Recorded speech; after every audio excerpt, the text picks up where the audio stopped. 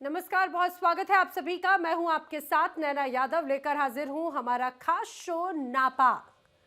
पहलगाम में आतंकी हमला हुआ, उसके बाद भारत ने जो जवाब दिया उसने सिर्फ पाकिस्तान की सरहदों को नहीं हिलाया बल्कि दुनिया को यह संदेश दे दिया कि नया भारत अब आतंक का जवाब शब्दों से नहीं बल्कि रणनीतिक प्रहार से देता है। ऑपरेशन सिंदूर एक ऐसा ऑपरेशन जिसने पाकिस्तान को सैन्य मोर्चे पर बैकफुट पर धकेल दिया और कूटनीतिक गलियारों में बेचैन कर दिया। आज सामने आए अमेरिकी दस्तावेजों ने पाकिस्तान की उस सच्चाई से पर्दा उठा दिया। तो वही जिस पाकिस्तान में रोजगार नहीं, वहां से लोग खाड़ी की तरफ भागते हैं, लेकिन अब खाड़ी से भी पाकिस्तानियों की वापसी ने इस्लामाबाद की सियासत पर बड़े सवाल खड़े कर दिए। संयुक्त अरब अमीरात से हजारों पाकिस्तानी कामगारों के लौटने की खबर पाकिस्तान के लिए नया कूटनीतिक और आर्थिक झटका बनती नजर आती है। कैसे, बताएंगे आगे।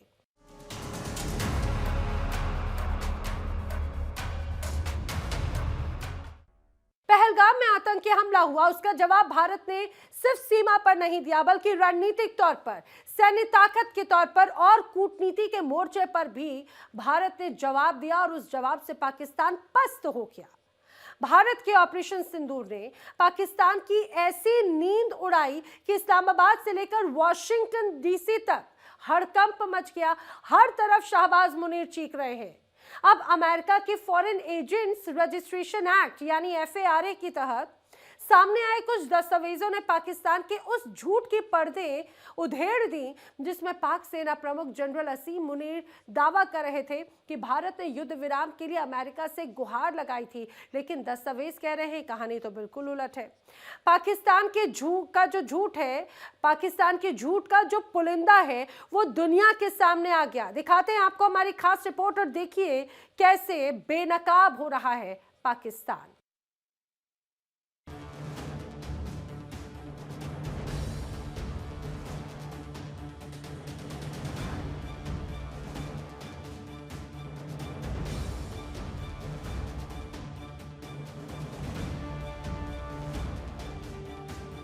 भारत का प्रहार, पाकिस्तान में हाहाकार। ये नुकसान, ये 9 नंबर, ये मस्जिद तैयबा मरकज उमरकरा के अंदर। भारत ने दिखाई ताकत, पाकिस्तान ढूंढता रहा राहत।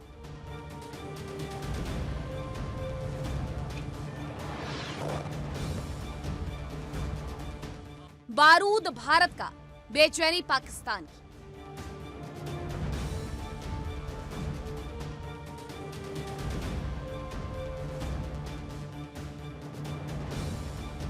ऑपरेशन सिंदूर सिर्फ पाकिस्तान को याद नहीं है बल्कि दुनिया को हमेशा के लिए अब ऑपरेशन सिंदूर का नाम याद है।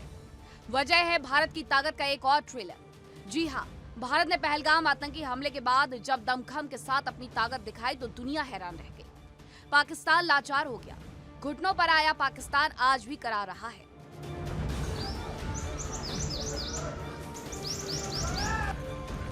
ये 9 नंबर चल। भारत से पिटने के बाद पाकिस्तान वैश्विक मंचों पर अपनी वाहवाही लूटने के लिए निकला था, लेकिन वैश्विक मंचों से ही पाकिस्तान को कोई खास फायदा नहीं मिला बल्कि खुद पाकिस्तान की बेइज्जती हुई।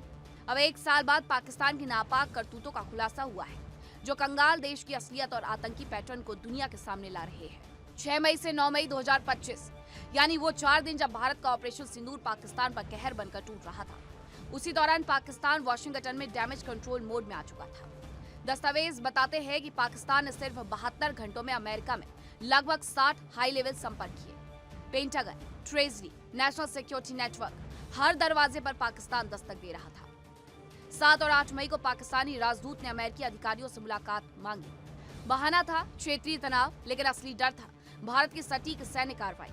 9 मई आते आते पाकिस्तान की बेचैनी चरम पर पहुंच गई। पाकिस्तानी रक्षा अताशे ब्रिगेडियर इरफान अली ने एक के बाद एक मीटिंग फिक्स करने की कोशिशें शुरू कर दी, यानी सीमा पर भारतीय सेना का दबाव और वॉशिंगटन में पाकिस्तान की कूटनीतिक सरेंडर। पाकिस्तान ने जिन लोगों तक पहुंचने की कोशिश की उनमें अमेरिकी सांसद, रक्षा विशेषज्ञ, कांग्रेस स्टाफ और बड़े राजनीतिक सलाहकार शामिल थे। यानी जब आतंकिस्तान के पास कोई बचने का रास्ता नहीं बचा तो उसने अमेरिका से जिंदगी की भीख मांगी। अमेरिका से शहबाज और मुनीर पैर पकड़कर भारत से बचने की तरीके के मांग करते रहे। यानी जो पाकिस्तान दुनिया को मजबूती दिखा रहा था वो अंदर ही अंदर अंतर्राष्ट्रीय सहारे की तलाश में था। साफ है, ऑपरेशन सिंदूर ने पाकिस्तान की सैन्य और कूटनीतिक दोनों मोर्चों पर कमर तोड़ दी थी। भारत ने कैसे पाकिस्तान को घुटनों पर लाकर खड़ा किया, ये खुद पाकिस्तान की जनता भी जानती है। पाकिस्तान की आवाम ये भी जानती है कि पाकिस्तान की सरकार और सेना कैसे लाचार खड़ी थी।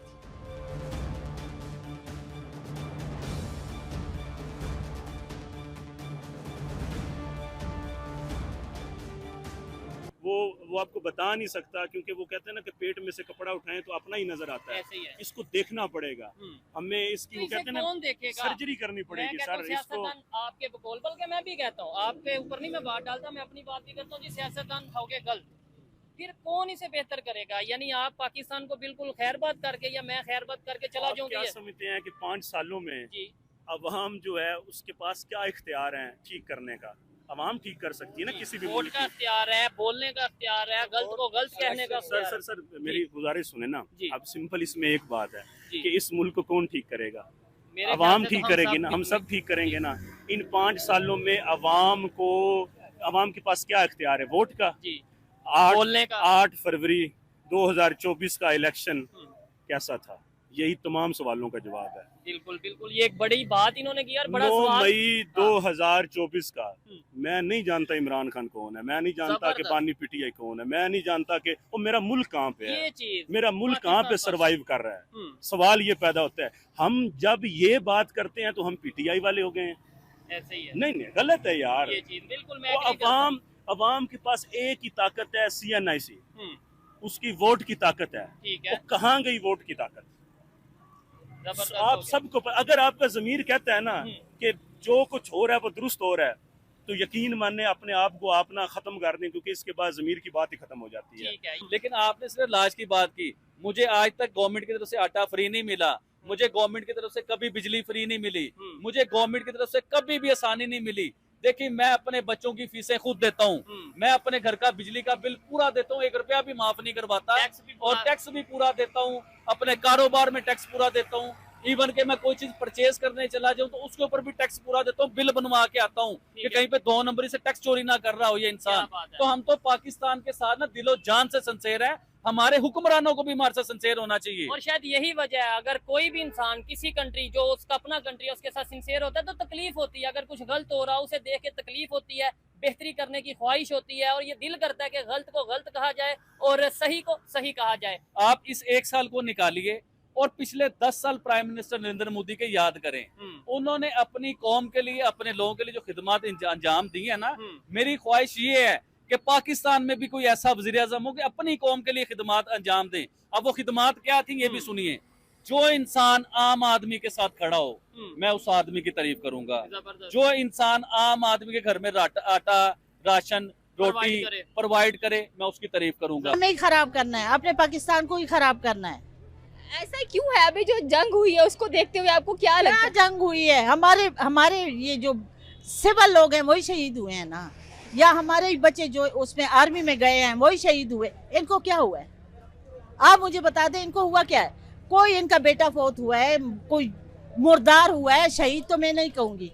कोई इनके बच्चे, कोई इनके भाई, कोई इनकी बीवियां, कोई इनकी बेटियां, कौन मरी है? मैं तो शहीद नहीं होने, शहीद का लफ्ज मैं नहीं इस्तेमाल करूंगी, खासकर इनके लिए। तो अमेरिका के साथ तो बड़े अच्छे ताल्लुकात है पाकिस्तान के, तो अमेरिका के पास तो मैं तो कहती हूँ अमेरिका आ जाए, आ ही जाए, क्योंकि अब खरीदा हुआ है, उसी के उंगली पे हम नाच रहे हैं, आर्मी नाच रही है, सारा पाकिस्तान नाच रहा है, तो आ जाए। भारत हमारे बच्चों का मुस्तकबिल खराब हो गया है, हमारा मुस्तकबिल, हमारे बच्चे यहाँ नहीं कमा रहे हैं, बाहर कमा रहे हैं, बाहर से आके इनके पेट हम भर रहे हैं। तो खुदा की कसम कि मैं आल औलाद को ये नसीहत करूंगी कि पाकिस्तान का नाम नहीं लेना, इतना गुस्सा पाकिस्तान पे पाकिस्तान का नाम नहीं लेना। ये पाकिस्तान रहने की जगह नहीं है, क्यों नहीं है रहने? ये बिकी हुई है, बिका हुआ पाकिस्तान है। पाकिस्तान में है क्या? क्या है मुझे ये बताओ। कोई औरत महफूज है, कोई मर्द महफूज है, कोई बच्चा महफूज है, कौन महफूज है मुझे ये बताओ। तो फिर जंग के दौरान अगर पाकिस्तान वापस इंडिया का हिस्सा बन जाता तो सही नहीं था? मैं तो कहती हूँ ना, अल्लाह बस अब कुछ नहीं कह सकती। मैं तो कहती हूँ अमेरिका आ जाए, बस मेरी तो दुआ है। अमेरिका आ जाइए। हाँ, आ जाए, आ जाए, आ जाए। वैसे भी उसी का सिस्टम चल रहा है, पाकिस्तान पे उसी का सिस्टम चल रहा है। कौन सा हमारा सिस्टम चल रहा है? कौन सा हमारा कोई ख्याल कर रहा है?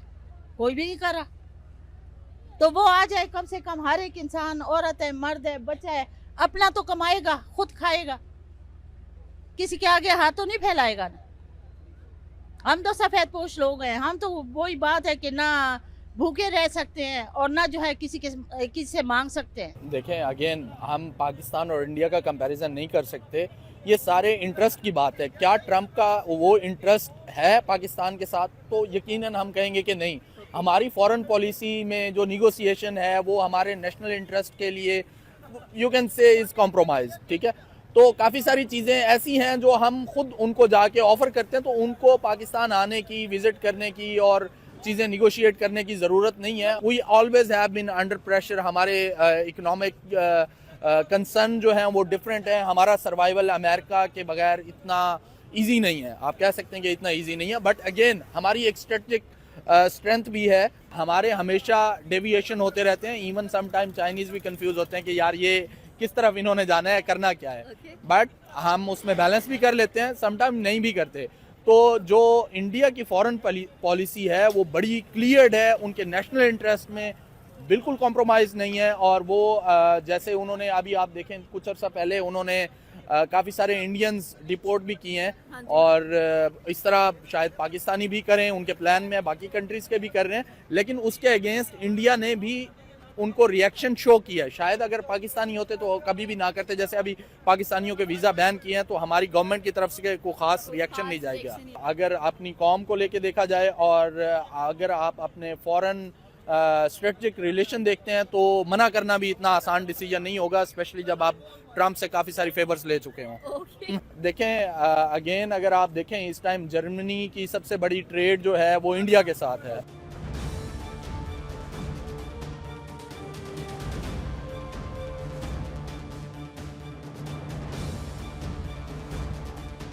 ऑपरेशन सिंदूर ने पाकिस्तान को सिर्फ सैन्य नुकसान नहीं पहुंचाया बल्कि उसकी कूटनीतिक साख को भी गहरा झटका दिया। अब दस्तावेज बता रहे हैं कि असली बेचैनी किस तरफ थी और कौन दुनिया के सामने सिर्फ बयानबाजी कर रहा था।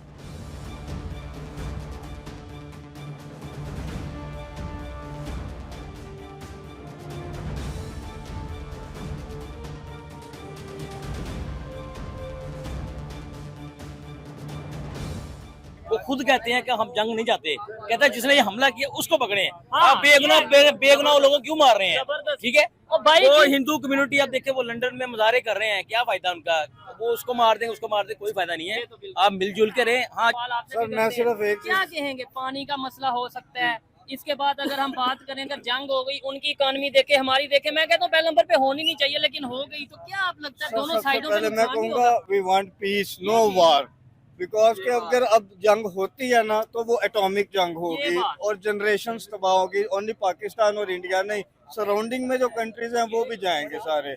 और मैं आई लिव विद देम, मैंने इंडियंस में रह के देखा है, इंडियंस के साथ आपस में किसी को किसी से प्रॉब्लम नहीं है। क्या उन्हें आप पॉलिटिक्स को है, पॉलिटिशियंस को है, बस। ठीक हो गया जी। अच्छा, क्या समझते हैं हमारे इस टाइम जो पाकिस्तान में माहौल बना हुआ है, हमारी फौजें बॉर्डर के ऊपर अलर्ट हैं, इंडिया की फौजें उनके बॉर्डर मतलब एक LOC के ऊपर अलर्ट हैं, और बड़ी एक मुखालफत का माहौल, बड़ा एक मतलब अजीब डर का माहौल बना हुआ है कि इंडिया ने अभी अटैक कर दिया, इंडिया भी अटैक कर देगा, ये हो जाएगा, कश्मीर पे हमला हो जाएगा, कश्मीर वो ले जाएगा। क्या समझते हैं इसका हल हो सकता है? सर, सिर्फ हमारी जो आर्मी है या उनकी आर्मी है, they are defending their borders.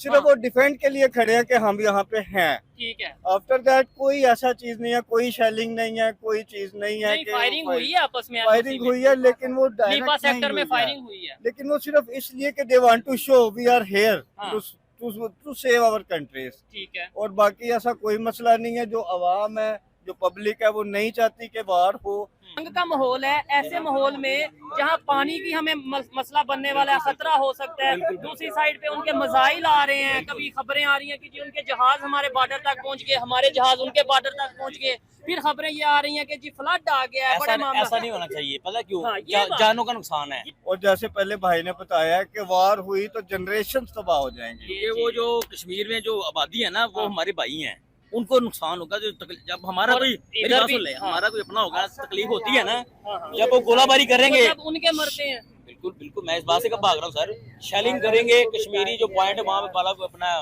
Boundary आता है, सेक्टर आता है, ठीक है, मुजफ्फराबाद में, वो भी मुसलमान भाई हैं। आप चाहेंगे कि वो मर जाए? मैं तो कहता हूँ ना कोई मुस्लिम मरे, ना कोई बिल्कुल हिंदू मरे, ना कोई सिख बिल्कुल। मरे, ये ना जो कोई कंट्रोवर्सी चल रही है ना, ये अमेरिका से स्टार्ट हुई है। वो जो बता रहे थे कि चाइना के साथ तुम ऐसे हो जाओ, इन्होंने कोई प्लानिंग की होगी वहाँ पे अपने। यार वो मुझे बताएं कि वो बंदा कैसे बॉर्डर क्रॉस कर सकता है वहाँ जाके। ठीक है। इतनी सख्ती, इतनी सिक्योरिटी वहाँ पे है, उनके जहाज है खड़े वहाँ पे, किस तरह जाके लड़ सकता है बंदा? ये इन्होंने खुद ही काम किया और ये पाकिस्तान पे इल्जाम। अभी पाकिस्तान के साथ कौन से कंट्रीज खड़े हैं और इंडिया के साथ कौन से कंट्रीज खड़े हैं? अमेरिका सुपर पावर है, बिल्कुल। अमेरिका वो किसके साथ खड़ा है इस टाइम?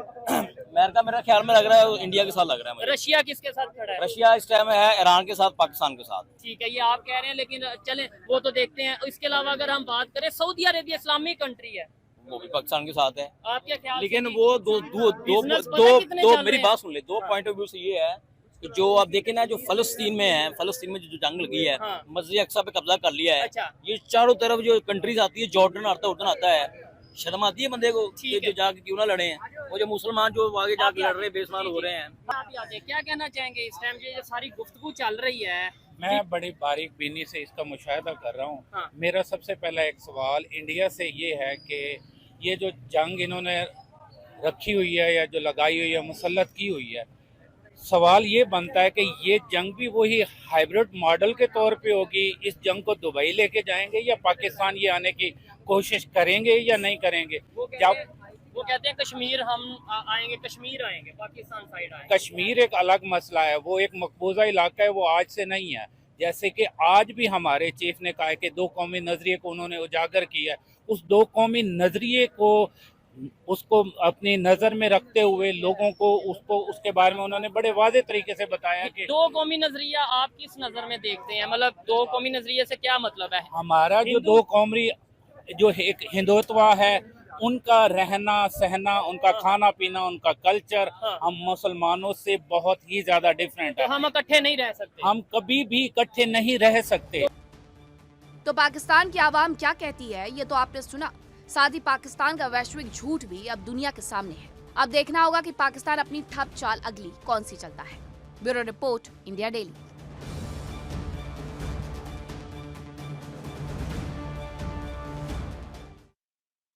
जिस पाकिस्तान ने खुद को इस्लामिक दुनिया का बड़ा खिलाड़ी बताने की कोशिश की, आज उसी पाकिस्तान के हजारों कामगार यूएई से बेदखल हो गए वापस लौट रहे हैं।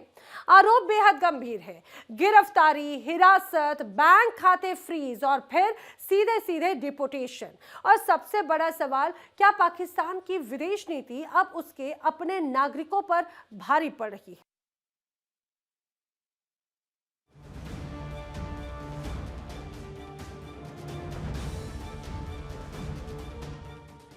संयुक्त अरब अमीरात, वो देश जहां लाखों पाकिस्तानी रोजगार की तलाश में गए। पाकिस्तानी नागरिक जिन्हें पता है कि उनकी सरकार और सेना किसी काम की नहीं। शहबाज और मुनीर बस अपनी जेब भरने और आतंकी पनाह देने के लिए कटोरा लेकर दुनिया भर में घूमते हैं, लेकिन अपनी आवाम के लिए वो ना तो रोजगार दे पा रहे हैं, ना ही आर्थिक तंगी को दूर कर रहे हैं, ना ही उन्हें कोई सुविधा दे रहे हैं। और हालात ये हैं कि अब वहीं से हजारों पाकिस्तानी कामगारों की वापसी ने इस्लामाबाद की सियासत को कटघरे में खड़ा कर दिया है। रिपोर्ट्स के अनुसार अप्रैल के मध्य से अब तक करीब 5000 शिया परिवार यानी लगभग 15,000 लोग प्रभावित हुए हैं। कई लोगों का दावा है कि उन्हें बिना चेतावनी उठाया गया, फोन छीन लिए गए, बैंक अकाउंट फ्रीज कर दिए गए और फिर सीधे पाकिस्तान भेज दिया गया। कामगारों की कहानी बेहद चौंकाने वाली है। किसी को अपने घर लौटने का वक्त नहीं मिला तो कोई सालों की कमाई यूएई में ही छोड़ाया। कुछ लोग तो सिर्फ पहनावे के कपड़ों में ही पाकिस्तान पहुंचे, यानी जिस मुल्क में रोजगार के लिए गए थे वहीं से बेआवाज और बेसहारा लौटा दिए गए। रिपोर्ट्स के अनुसार 20 से ज्यादा प्रभावित लोगों ने दावा किया है कि कार्रवाई अचानक और संगठित तरीके से हुई। लेकिन पाकिस्तान सरकार क्या कह रही है? इस्लामाबाद का दावा है कि निर्वासन केवल वीजा नियमों और कानूनी उल्लंघनों की वजह से हुए हैं। यानी सरकार नुकसान कम दिखाने में जुटी है और सवाल पूछ रहे हैं खुद पाकिस्तान के नागरिक। कोई साइकिल वाला है तो उसको देखो, कोई बाइक वाला है तो उसको देखो। अगर आप गाड़ी में हो तो बाइक वाले का ख्याल रखो, अगर आप बाइक पे हो तो साइकिल वाले का ख्याल रखो। तो यही चीज कहना चाहूंगा कि पेट्रोल को जल्द से जल्द कम से कम कीमत, अगर जो लास्ट टाइम की कीमत है वो 266 है, ठीक है, उस पे ही कर दिया जाए। कम से कम हर शहरी उस वक्त खामोश इस वजह से था कि वो अफोर्ड कर पा रहा था। अब जिसकी तनख्वाह 30-35 हज़ार रुपए, वो पेट्रोल अफोर्ड करके वहाँ कोरंगी जाएगा या फिर अपने घर के खर्चात पूरे करेगा, खाना खाएगा और दीगर मामला है। मेडिकल पे अगर कुछ हो जाता है तो गवर्नमेंट क्या अस्पताल कौन से हमारे इतने खास है? अगर हम जिना चले जाए तो 4 घंटे तो हमसे बैठे रहते हैं, तो फिर क्या करेगा? आप क्या समझते हैं इंडिया ने जिस तरह लीगल तरीके से लाखों बैरल ऑयल खरीदा है ईरान से, इस तरह पाकिस्तान को नहीं खरीदना चाहिए? इंडिया ने तो शिपें मंगवाई है, शिपमेंट बाकायदा मंगवाई है ईरान से। देखिए, इंडिया तो मंगवा रहा है, ईरान तो हमें खुद कह रहा है कि खरीद लो, हम फ्री में देते हैं, हम आपको 2 रुपए में देते हैं, 1 रुपए में देते हैं। ईरान तो हमसे खुद रिक्वेस्ट कर रहा है। बात ये है कि लेकिन ले नहीं सकते। क्यों नहीं ले रहे? क्यों नहीं ले सकते? लेने की वजह सिर्फ एक ही है कि गवर्नमेंट, एस्टेब्लिशमेंट, इन सब के हाथ में ये सारी चीजें, ये आप भी जानते हैं, हम भी जानते हैं, पूरी दुनिया जानती है। ठीक है, इनके हाथ में तो है, लेकिन गवर्नमेंट खरीद क्यों नहीं रही है ईरान से पेट्रोल? पाबंदी की वजह से, क्योंकि आपको पता है आगे अमेरिका ने सब मना किया हुआ है। अमेरिका अगर जिस कंट्री पे अपना हाथ रखता है ना, अगर वो हमें कर्ज दे रहा है, IMF हो गई, ये सारी चीजें हो गई, तो हम उससे पूछे बगैर कोई कदम रख ही नहीं सकते। अगर आज हम कर्जदार नहीं होता, हर मुल्क, हर बंदे के ऊपर 3 लाख से ज्यादा खर्चा, मतलब कर्जा है, अगर गरीब हो या हर पाकिस्तानी पे 3 लाख रुपए का मकरूज है, जबकि उसने इस्तेमाल भी नहीं किए। वो हर दिन पता भी नहीं होगा उसको कहाँ इस्तेमाल, हर दिन टैक्स दे रहा है, रोज टैक्स भरता है, वो हर चीज पे टैक्स। अगर आपने घर से कदम निकाला तो आपका टैक्स शुरू हो गया है। सिंसियर होना पड़ेगा अपनी आवाम के लिए, ठीक है ना? आप किसी के लिए सिंसियर हो गए तो हमारे लिए भी एक बात ये है ना कि आप ये देखें, हम आवाम एक अरसे से पिसती भी आ रही है। जब देखो पेट्रोल पे लोड डाल दिया, गैस पे लोड डाल दिया और आटे चीनी पे हम लोग मर रहे हैं। यार आप यूरोप को देखो कहाँ से कहाँ पहुँच गए। सबसे बड़ी बात, आवाम जाएगा कैसे? आप उठोगे, आप कुछ 2 दिन के बाद गद्दार हो जाओगे। आप पाकिस्तान के खिलाफ, आप पाकिस्तान गवर्नमेंट के खिलाफ बोल रहे, पाकिस्तान आर्मी के खिलाफ गद्दार हो। ईरान तो खुद कहता है कि पाकिस्तान अगर चाहे तो हम आपको फ्री में पेट्रोल देंगे। तो अब आप खुद सोच लें, अब ईरान पे जो पाबंदियां लगी हुई हैं शुरू से, अगर हम लेना चाहे तो ले सकते हैं, और ऐसे हैं कई सोर्सेज हमारे पास कि हम पेट्रोल ले भी रहे हैं वहाँ से। लेकिन हुकूमत का ये कहना है कि अगर वहाँ से भी ले रहे हो तब भी महंगा ही बेच रहे हैं। अब यहाँ पे हमारे पास इतने पेट्रोल पंप है, ईरानी पेट्रोल है, वो स्मगलिंग का होता है, स्मगलिंग का है, लेकिन वो किस रेट पे बिक रहा है? वही पाकिस्तानी रेट पे बिक रहा है। वो अपनी टेक्नोलॉजी में आगे, चाइना कितना आगे चला गया, क्योंकि हर मुल्क का जो तरक्की का राज है ना, वो उनकी गवर्नमेंट है। उनकी गवर्नमेंट अपनी आवाम को रिलीफ देती है। हम लोग कहाँ खड़े हुए हैं? हमारी तो महंगाई बढ़ेगी, हम तो सिर्फ अपनी ज़राअत को इस्तेमाल कर रहे हैं ना। हम ना बाहर कुछ चीज़ भेज रहे हैं और ना बाहर से कुछ चीज़ ले रहे हैं। हमारा मुल्क तरक्की करेगा कैसे? हमारी इम्पोर्ट एक्सपोर्ट बंद पड़ी हुई है, हम सही तरीके से इम्पोर्ट एक्सपोर्ट कर नहीं सकते। आपको पता है इंडिया की जिस तरह इंपोर्ट एक्सपोर्ट बढ़ रही है, इंडिया की GDP ग्रो कर रही है। इस वक्त इंडिया की GDP 6 लार्जेस्ट GDP वर्ल्ड की 6 लार्जेस्ट इकोनॉमी बन गई है इंडिया की। ये मेरे लिए सरप्राइजिंग चीज़ है कि इंडिया 4th नंबर से 6 पे कैसे आ गए। ये अभी ओवरऑल जो दुनिया के हालात आपके सामने, जिस तरह वार वगैरह चल रही है, लेकिन इंडिया की तरक्की का क्या राज समझते हैं? इंडिया कितनी तेजी से ग्रो कर रहा है? मैंने आपको अभी एक बात कही ना, इंडिया के जो गवर्नमेंट है, उनके जो इदारे हैं, वो अपनी आवाम के लिए सिंसियर है। विशेषज्ञ मानते हैं कि UAE और पाकिस्तान के रिश्तों में पिछले कुछ समय से खटास बढ़ी है। ईरान मुद्दे पर पाकिस्तान का रुख, सऊदी समीकरण और क्षेत्रीय राजनीति, इन सब ने खाड़ी देशों के साथ इस्लामाबाद के समीकरणों को उलझा दिया है। कभी आर्थिक मदद देने वाले देशों के साथ अब पाकिस्तान के रिश्तों में भी भरोसे की कमी दिखाई दे रही है। सबसे बड़ा सवाल ये कि अब हजारों पाकिस्तानी कामगारों पर कार्रवाई हो रही थी, तब इस्लामाबाद क्या कर रहा था? क्या पाकिस्तान अपने ही नागरिकों की सुरक्षा को लेकर गंभीर है, या फिर विदेश नीति के उलझनों में आम लोग पिसते जा रहे हैं? बचत नहीं हो रही, कुछ भी नहीं हो रही। ये पेट्रोल की जो कीमतें यहाँ पे इतनी ज्यादा बढ़ रही हैं, इंडिया के अंदर आपको पता है स्टेबल है, पेट्रोल की कीमतें बिल्कुल भी नहीं बढ़ी। सब जगह यही है, हर जगह आवाम को रिलीफ, और दुनिया में हर जगह पे बढ़ रही है, इंडिया के अंदर सिर्फ नहीं बढ़ी। इंडिया के अंदर देखो बढ़े ना बढ़े उससे तो हमें कोई, मुझे इतना नहीं मालूम उसका, लेकिन हम यहाँ रहते हैं, हम तो यहाँ की बात करेंगे ना। लेकिन जब इंडिया के अंदर नहीं बढ़ रही है तो यहाँ पे भी गवर्नमेंट को सोचना चाहिए, पब्लिक को फैसिलिटी दे, टैक्स कम कर लें, या लोगों को पेट्रोल की कीमतों की वजह से जो अफेक्ट हो रहे वो नहीं हो। अब अगर हुकूमत को इतना ही ख्याल हो तो ये ऐसा ना करे ना। पहले इन्होंने अभी 370 रुपए था, 12 रुपए कम किए, 12 कम करने के बाद डायरेक्ट इन्होंने 28 रुपए बढ़ा दिया, डायरेक्ट 396 रुपए कर दिया। सोचा इन्होंने कुछ? अगर इनको हुकूमत को ख्याल हो हम लोगों का, मैं अपनी बात नहीं कर रहा, सबकी बात कर रहा हूँ, हर बंदा ही परेशान है, खड़े हुए आपके सामने, कोई नहीं आ रहा है तो रेट सुन के भाग रहा है। लोगों के हालात इस वक्त क्या चल रहे हैं पेट्रोल के बाद?